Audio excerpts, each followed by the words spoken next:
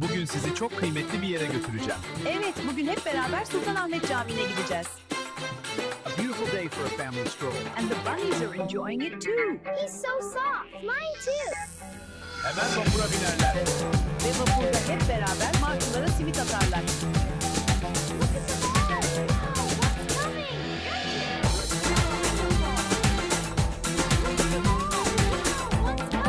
Catch it.